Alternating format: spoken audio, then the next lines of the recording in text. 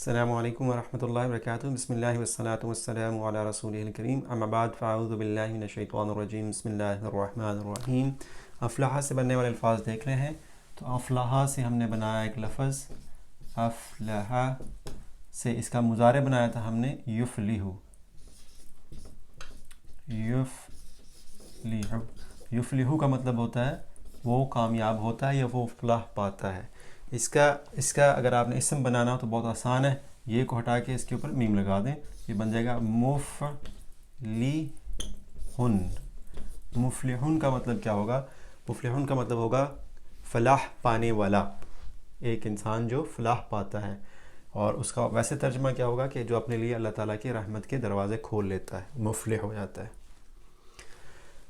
اب مفلح جو ہے یہ آپ کو پتہ ہے یہ کس حالت کے اندر ہے، یہ حالت رفع میں ہے، اور اس کی ہم کیا بنا سکتے ہیں؟ مفلیحن اور مفلیحن۔ مفلیحن یہ اس کی حالت رفع ہے، یہ اس کی حالت نصب ہے، یہ اس کی حالت جر ہے۔ اب اس کے اگر ہم یہ واحد ہے، اب ہم اس کا تثنیہ بناتے ہیں اور اس کی جمع بناتے ہیں، تو تثنیہ اس کا کیا ہوگا؟ مفلحانی، مفلحانی، اور اس کی جمع کیا ہوگی؟ مفلحون، مفلحون۔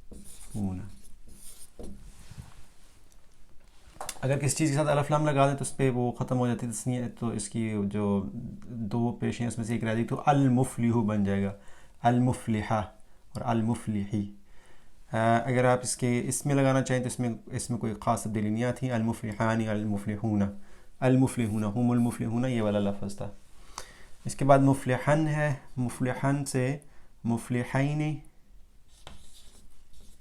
مفلحین